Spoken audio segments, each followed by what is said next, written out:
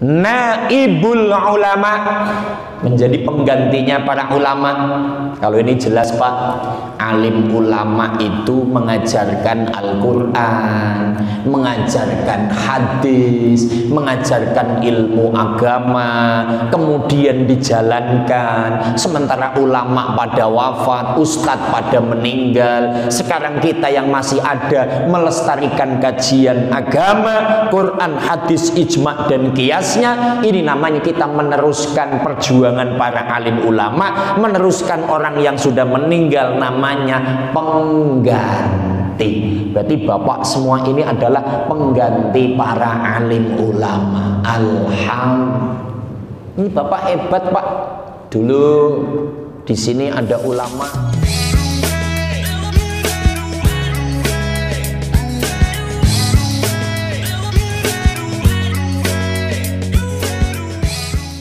Assalamualaikum warahmatullahi wabarakatuh. Pada malam ini kita akan menyampaikan dua hal. Pertama, jadi santri teladan, karena memang masih suasana hari santri nasional. Yang kedua, sifat-sifat khusus Rasul Muhammad sallallahu alaihi wasallam, karena memang masih suasana bulan Rabiul Awal. Ketika bicara HSN, Pak, Hari Santri Nasional, kita selaku umat Islam, selaku orang-orang yang memang masih menjadi santri, mungkin kalau ngomong santri identiknya anak-anak yang masih di pondok pesantren. Ada anak usia SD, SMP, SMA, bahkan fakultas yang di pondok pesantren. Itu mindset yang terbangun dalam kita, mereka itulah santri. Apakah kita juga yang ngaji begini, ngaji jiping? Ngaji jiping itu hanya ngaji kuping. Ini tidak terkategorikan santri. Sama-sama ngaji, di pondok yang ngaji, di Al-Furqan ngaji. Ini kira-kira kita santri apa bukan kira-kira? Yang begini nih, masuk ya? Apa mantan santri? Bicara santri, saya ingat makalahnya Presiden RI yang keempat, Romo Kiai Haji Abdurrahman Wahid, terkenal Gus Dur. Salah satu tempat pendidikan yang sangat efektif untuk menciptakan anak-anak yang berkarakter. Sekarang itu bahasanya berkarakter. Anak-anak yang berakhlakul karimah, itu adalah pondok pesantren. Itu menurut Gus Dur. Nah, kalau melihat santri punya akhlak baik, sopan santun dengan orang tua, sopan santun dengan guru, dengan tetangga dan yang lainnya, wajar kalau Bapak Gus Dur menyampaikan hal itu. Maka ketika pemerintah Indonesia memberikan satu hari menjadi hari nasional khusus untuk santri, ada kebanggaan bagi kita. Tentu akan menjadi pertanyaan, emang kontribusinya apa Ustadz? Kalau ada hari R.A. Kartini, Raden Ajeng Kartini, ada harinya. Ada hari ibu, ada hari pahlawan nasional, ada hari sumpah pemuda, ada hari TNI. Mereka ada kontribusi. Kalau Raden Ajeng Kartini jelas punya dua moto. Pertama, habis gelap terbitlah terang. Yang kedua, emansipasi wanita. Apa yang namanya habis gelap terbitlah terang? Dulu di musim penjajah, di masa Belanda, yang bisa sekolah hanya orang-orang yang dekat dengan company, hanya orang-orang yang punya harta benda yang tinggi. Tapi orang-orang yang lemah nggak bisa mengenyam pendidikan. Tapi Raden Ajeng R.A. Kartini pengen sekali mendidik anak-anak Indonesia supaya cerdas. Maka habis gelap, dari nggak tahu nulis, nggak tahu baca, muncullah terang, sehingga anak-anak Indonesia bisa nulis, bisa membaca. Itu moto Raden Ajeng Kartini. Yang kedua, emansipasi wanita, persamaan gender antara laki-laki dan perempuan, sama rasa sama rata dalam tanggung jawabnya. Artinya apa? Wanita juga bisa menjadi pemimpin untuk memimpin sebuah perkotaan, sebuah pedesaan dan segala macamnya. Itu moto Raden Ajeng R.A. Kartini. Tapi tentu dalam konsep Islam, wanita tetap harus taat dan nurut pada suami. Lalu apa kontribusi santri untuk Indonesia sehingga ada hari nasional? Pak, sejarah mencatat ketika Indonesia baru diumumkan merdeka tanggal 17 bulan 8 1945. 3 bulan kemudian sekutu datang ke Indonesia, Belanda numpang di atasnya, tepatnya di wilayah Surabaya, untuk merebut kembali Indonesia yang baru merdeka.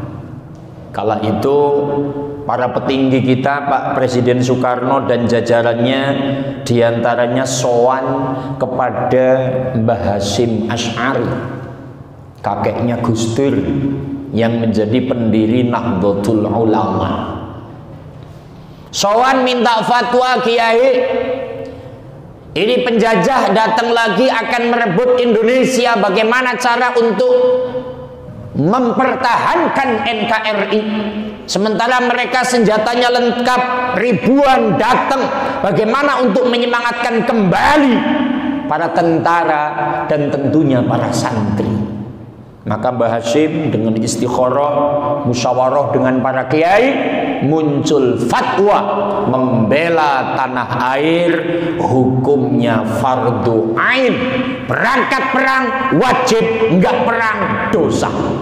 Maka kala itu berangkat para santri, Pak, dari Jombang, dari Lirboyo, dari Ploso, dari Apis, jalan kaki menuju Surabaya untuk melawan tentara sekutu.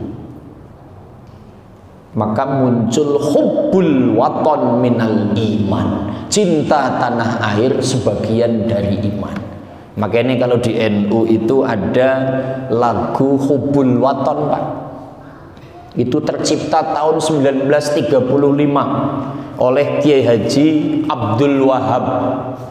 Sedikit saya nyanyikan itu, Pak. Ya lal waton, ya lal waton, ya lal waton, hubbul waton minal iman, walatakum minal hirman, inhadu ahlal waton, Indonesia biladi, anta unwanul fakhama, kullu may ya'tika yawman tomi hayyal qahimama.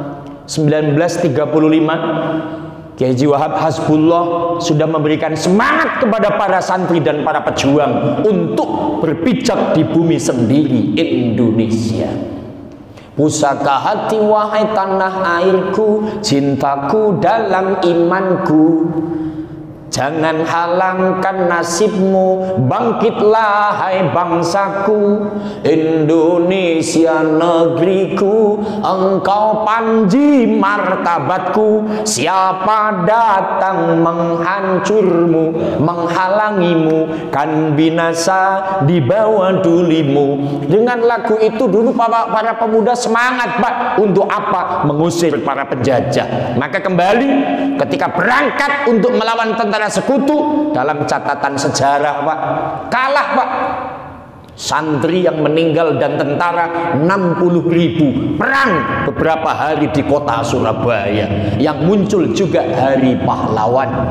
Tercatat oleh dunia, oh Indonesia ada, oh tentara Indonesia ada, tercatat di situ Pak. Dari situlah tonggaknya Indonesia tetap satu menjadi Negara Kesatuan Republik Indonesia NKRI. Maka sejarah mencatat para santri punya perjuangan yang sangat tinggi untuk Indonesia.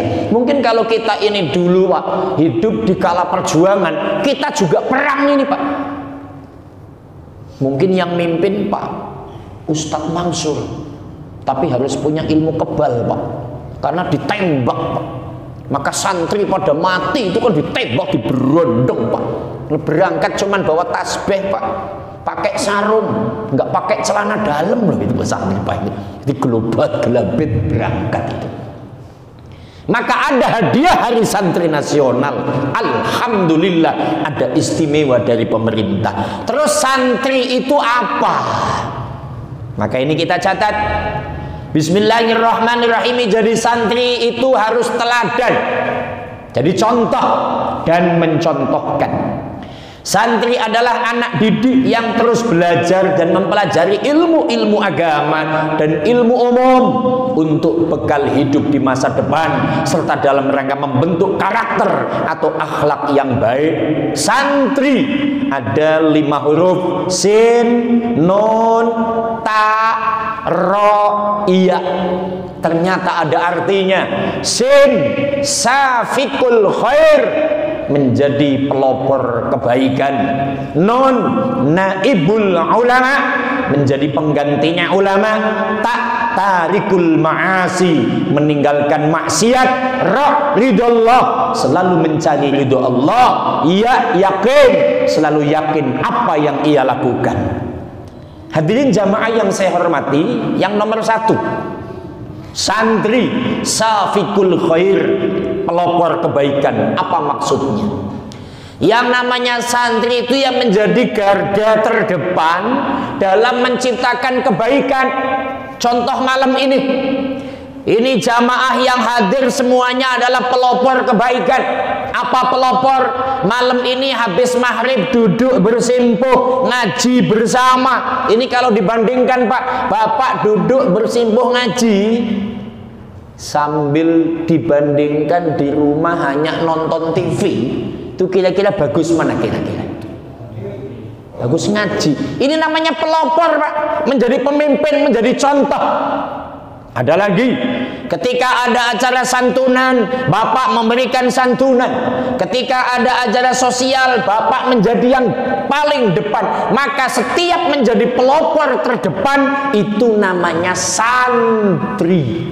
Maka yang namanya santri tidak hanya anak-anak yang ada di pondok pesantren, tapi yang ngaji bersama ini juga namanya santri. Karena Bapak itu menjadi contoh, menjadi pelopor.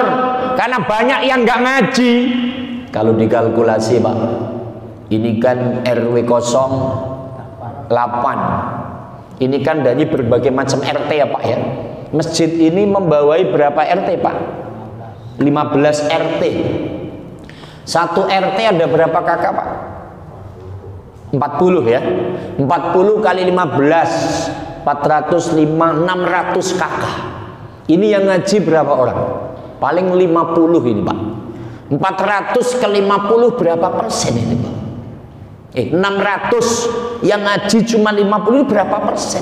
Kan cuma 5%-nya atau 7%. Ini kalau yang ngaji 50% dari jumlah kakak RW 08, ya nggak muat juga sih Pak posisinya. Tapi ketika ini yang menjadi contoh, ini yang selalu ngaji, ini namanya pelopor kebaikan, contoh. Maka teruslah ngaji, belajar, memberikan contoh yang baik kepada mereka yang memang belum mampu dan mau untuk ngaji. Yang kedua, nun,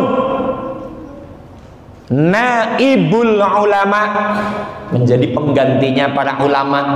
Kalau ini jelas Pak, alim ulama itu mengajarkan Al-Quran, mengajarkan hadis, mengajarkan ilmu agama, kemudian dijalankan. Sementara ulama pada wafat, ustadz pada meninggal. Sekarang kita yang masih ada melestarikan kajian agama, Quran, hadis, ijma dan kiasnya. Ini namanya kita meneruskan perjuangan para alim ulama, meneruskan orang yang sudah meninggal, namanya pengganti. Berarti Bapak semua ini adalah pengganti para alim ulama. Alhamdulillah. Ini Bapak hebat Pak.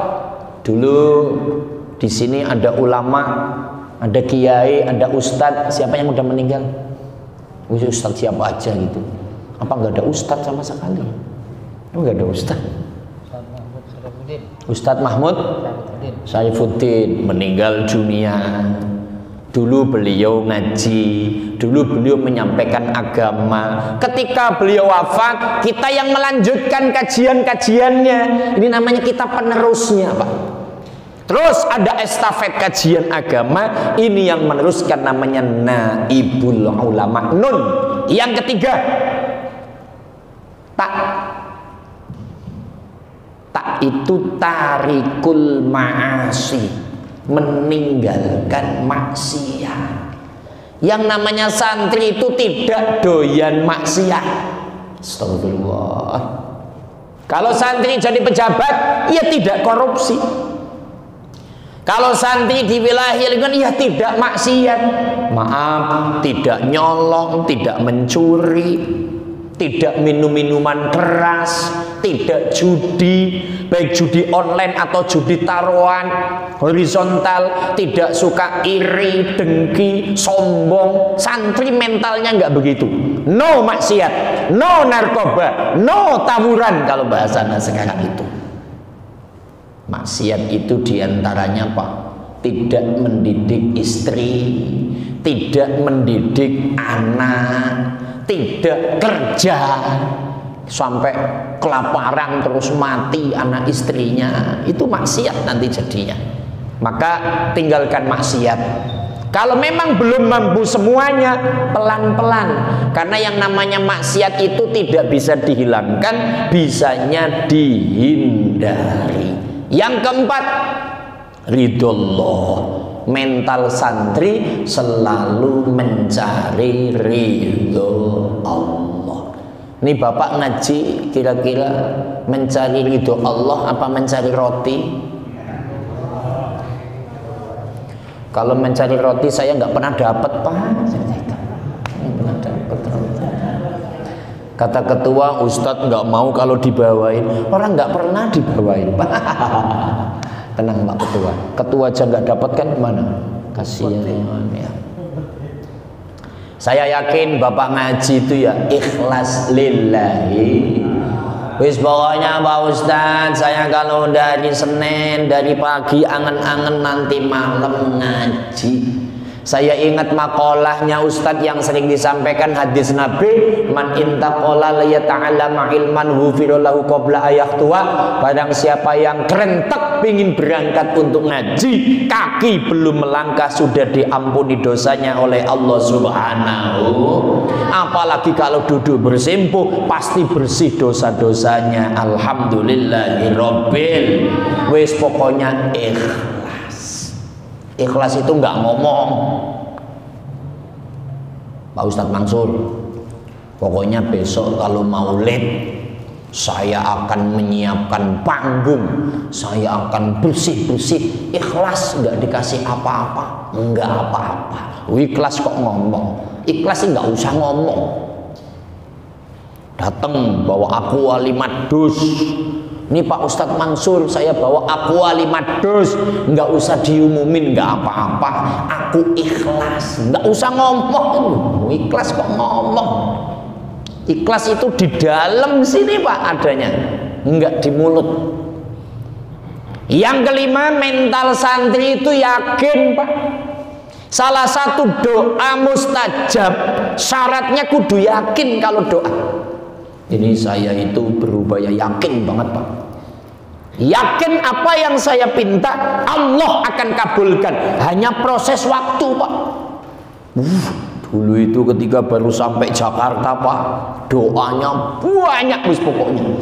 Bermacam-macam doa, ya tujuannya ya satu lah. Wong dulu masih bujang ya, Pak. Ya Allah ya Tuhan, kami berikan aku kehidupan yang sejahtera, yang baik. Ya Allah ya Tuhan, kami berikan aku rizki yang halal banyak dan barokah. Karena belum punya rumah dulu. Ya Allah ya Tuhan kami, mudah-mudahan aku punya rumah. Terus doa itu yakin, Pak, tapi dengan usaha. Kan pernah saya sampaikan ayat Al-Quran, fa idza qudiyatis sholatu fantashiru fil ardi wabtaghu min fadlillah wadhkurullaha katsiran la'allakum tuflihun.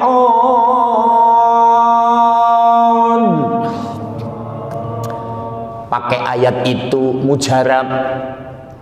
Fa idza qudiyati shalah, apabila kamu usai doa, usai sholat, usai ngomong sama Allah, curhat sama Allah, lapor sama Allah, ya Allah, aku manusia kasar butuh yang kasar, aku manusia hidup di dunia butuh dunia, aku akan kerja ya Allah, berikan kerjaku banyak halal dan barokah, daganganku dagangan yang laris ya Allah, laris manis Tanjung Kimpul, barang habis duit kumpul.